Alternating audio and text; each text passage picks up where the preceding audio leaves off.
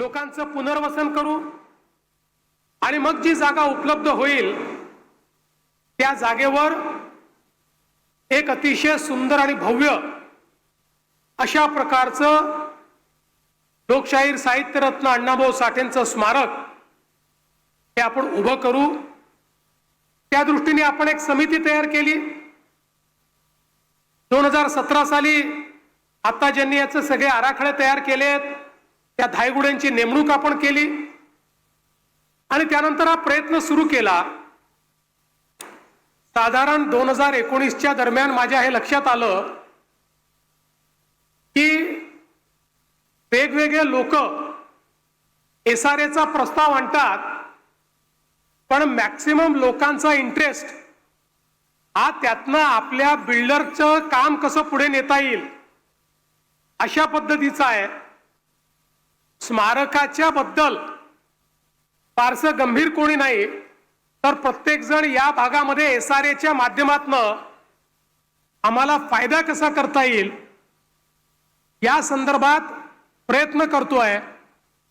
आणि म्हणून 2019च्या फेब्रुवारीत आपण पहिल्यांदा निर्णय घेतला की आतापर्यंत एसआरएने खासगी विकासकांना वेगवेगळे प्रकल्प करायला लावले, पण हा प्रकल्प आता खासगी विकासक करणार नाही, एसआरए स्वतः हा प्रकल्प करेल, एसआरए त्याच्यामध्ये पैसा टाकेल, एसआरए पुनर्वसन करेल आणि एसआरएच या ठिकाणी हे स्मारक बांधेल। हा निर्णय आपण केला। वेगवेगळे प्लॉट्स एकत्रित कसे करायचे या संदर्भातला निर्णय आपण त्या ठिकाणी केला। दुर्दैवाने 19च्या शेवटी सरकार गेल्यानंतर जवळपास 2.5 वर्ष या ठिकाणी फारसं काही काम होऊ शकलं नाही। जी काही कारणं राहिली असतील, मला कोणावर टीका करायची नाही, 1-2 बैठका झाल्या पण फारसं काही काम झालं नाही। पुन्हा 24ला शिंदे साहेब मुख्यमंत्री झाले, मी गृहनिर्माण मंत्री झालो आणि या कामाला पुन्हा एकदा आम्ही चालना दिली आणि सातत्याने पाठपुरावा करून याचे सगळे निर्णय आपण करून घेतले। या संदर्भात त्याचा आराखडा असेल, त्याला मान्यता देणं असेल, त्या ठिकाणी टेंडर काढणं असेल, पुनर्वसन असेल। हाही प्रश्न आला की पुनर्वसन करताना अपात्र लोकांचं काय करायचं। त्यावेळी आम्ही निर्णय केला की पात्र असो की अपात्र असो, अण्णाभाऊंचं स्मारक करायचं असेल तर ते स्मारक वंचितांना उद्ध्वस्त करून करता येणार नाही। त्यामुळे प्रत्येकाला या ठिकाणी त्याचं पुनर्वसन केलं पाहिजे आणि तशा पद्धतीनं ते पुनर्वसन आपण केलं। मी मनापासून एसआरएचे की कल्याणकर आणि त्यांच्या अधीनस्थ सगळ्या अधिकाऱ्यांचं अभिनंदन करतो की त्यांनी अतिशय चांगल्या पद्धतीनं वेगानं हा संपूर्ण प्लॉट रिकामा केला आणि आता पहिल्या टप्प्याचं भूमिपूजन आपण आज करतोय। मला 2 लोकांचा उल्लेख या ठिकाणी निश्चितपणे केला पाहिजे। खरं म्हणजे मंचावरच्या अनेक लोकांनी यात खूप मोलाची मदत केली आहे, पण राम कदम जे आमचे इथले आमदार आहेत त्यांचा मी विशेष उल्लेख करेन, कारण रामभाऊंनी याच्या प्रत्येक पावलावर त्या ठिकाणी मदत तर केलीच, पण दुर्दैवाने पहिलं प्लॅनिंग हे चुकलं होतं आणि या ठिकाणी घर दुसरीकडे आणि स्मारक दुसरीकडे अशा पद्धतीचं प्लॅनिंग झालं होतं। कदाचित थोडं सोयीचं वाटल्यामुळे ते प्लॅनिंग करण्यात आलं होतं। रामभाऊंनी ते निदर्शनास आणून दिलं आणि सांगितलं असं चालणार नाही आणि मग पूर्ण प्लॅनिंग आम्ही बदललं आणि सांगितलं जिथे घर तिथेच स्मारक। आणि अशा पद्धतीनं या सगळ्या याच्यात रामभाऊंनी खूप चांगली मदत केली। आणि दुसरं याचा सातत्याने पाठपुरावा करणारे आमदार अमित गोरखे यांचंही मी मनापासून अभिनंदन करेन की ज्यांनी सातत्याने या सगळ्या गोष्टींचा पाठपुरावा या ठिकाणी केला। आणि आज मला आनंद आहे की मागच्या काळात मी आणि शिंदे साहेबांनी सातत्याने बैठका घेऊन यातले सगळ्या अडचणी दूर झाल्या आणि आज या स्मारकाचं काम हे या ठिकाणी सुरू होत आहे। ही खरोखर आपल्या सर्वांकरता अतिशय आनंदाची गोष्ट आहे। आपल्या सर्वांना माहिती आहे लोकशाहीर अण्णाभाऊ साठेंचं या ठिकाणी जे कार्य आहे, जे कर्तृत्व आहे, भारताच्या स्वातंत्र्य लढ्यात असेल, गोव्याच्या स्वातंत्र्य लढ्यात असेल किंवा संयुक्त महाराष्ट्राच्या चळवळीमध्ये असेल, या प्रत्येक ठिकाणी वंचितांचा आवाज म्हणून, कष्टकऱ्यांचा, कामगारांचा आवाज म्हणून आणि विद्रोहाची धार म्हणून त्या ठिकाणी लोकशाहीर अण्णाभाऊ साठेंनी एक अतिशय मोलाचं कार्य केलंय।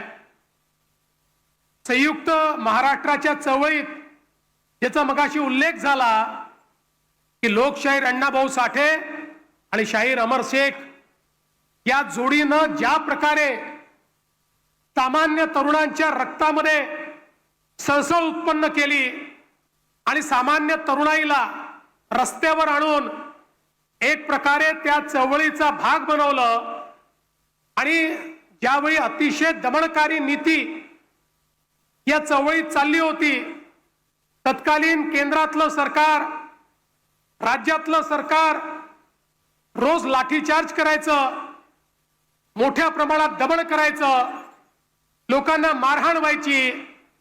त्यावेळी जखमी झालेले जे आमचे संयुक्त महाराष्ट्राचे सेनानी होते, हे पुन्हा एकदा लोकशाहीर अण्णाभाऊ साठेंचं काव्य, त्यांची गीतं ऐकल्यानंतर त्याच ठिकाणी उभे राहायचे आणि पुन्हा संघर्षाला पुढे जायचे। आणि म्हणूनच आचार्य अत्रेंनी लोकशाहीर अण्णाभाऊ साठेंच्या बद्दल बोलताना एकदा सांगितलं, म्हणाले, अण्णाभाऊ, तुमच्या शाहिरीचं कौतुक करण्याकरता छत्रपती शिवाजी महाराजच हवे होते। ते असते तर शेरभर सोन्याची कळी तुम्हाला त्यांनी घातली असती। अशा पद्धतीनं या ठिकाणी लोकशाहीर अण्णाभाऊ साठेंचं खऱ्या अर्थानं त्यांनी वर्णन केलं। समाजातील दुर्बल, कष्टकरी, उपेक्षित, वंचित या सर्वांचं दुःख अण्णाभाऊंच्या साहित्यातनं त्या ठिकाणी प्रगट झालं आणि त्यांच्या साहित्याला इतकं वैविध्य होतं। कथा होत्या, कादंबऱ्या होत्या, नाट्य होतं, लोकनाट्य होतं, वग, गण, गवळण, पोवाडे, असं कुठलंही क्षेत्र नाही की ज्या क्षेत्रामध्ये लोकशाहीर अण्णाभाऊ साठेंनी आपल्या कार्यातनं आणि कर्तृत्वातनं आपला ठसा उमटवला नाही। खरं म्हणजे वाटेगाव सारख्या एखाद्या छोट्याशा गावातनं एक दोन वर्ग शिकलेला मुलगा मुंबईमध्ये येतो, अतिशय हलाखीच्या परिस्थितीमध्ये, खायला नाही, राहायला नाही, काम नाही, अशा परिस्थितीमध्ये इथे जगतो आणि त्यातून स्वतःच्या पायावर लोकांच्या मनामध्ये एक साम्राज्य तयार करतो। हे लोकशाहीर अण्णाभाऊ साठेंनी या ठिकाणी करून दाखवलं आणि खऱ्या अर्थानं लोकशाहीर अण्णाभाऊ साठेंच्या साहित्याची उंची काय, भारतातल्या भिन्न भिन्न भाषांमध्ये हे साहित्य अनुवादित झालं याचं मला आश्चर्य वाटत नाही, पण खऱ्या अर्थानं याचं कौतुक वाटतं आणि याचा अभिमान वाटतो की जगातल्या 27 भाषांमध्ये लोकशाहीर अण्णाभाऊ साठे यांचं साहित्य अनुवादित झालं आणि रशियन असेल, फ्रेंच असेल, इटालियन असेल, वेगवेगळ्या अतिशय प्रगत अशा प्रकारच्या देशांच्या भाषांमध्ये लोकशाहीर अण्णाभाऊ साठे यांचं हे साहित्य पोचलं। खरं तर लोकशाहीर अण्णाभाऊ साठेंनी लिहिलेलं छत्रपती शिवरायांचं चरित्र देखील रशियात पोचलं। 2022 मध्ये मला संधी मिळाली रशियाच्या मॉस्कोच्या विद्यापीठामध्ये, त्या ठिकाणी त्यांनी लोकशाहीर अण्णाभाऊ साठेंच्या पुतळ्याची स्थापना केली आणि त्या कार्यक्रमाला आम्ही हजर होतो. आठवले साहेब आपण देखील त्या ठिकाणी होतात. आणि त्यावेळी त्या रशियाच्या युनिव्हर्सिटीच्या लायब्ररीमध्ये लोकशाहीर अण्णाभाऊ साठेंच्या साहित्यावर कन्व्हेन्शन झालं आणि त्या कन्व्हेन्शन मध्ये रशियन बोलणाऱ्या रशियन रहिवासी असलेल्या अनेक साहित्यिकांनी त्या प्रकारे अण्णाभाऊंच्या संदर्भात त्यांच्या साहित्याच्या संदर्भात आपली मतं व्यक्त केली. आमचा सर्वांचा ऊर भरून आला.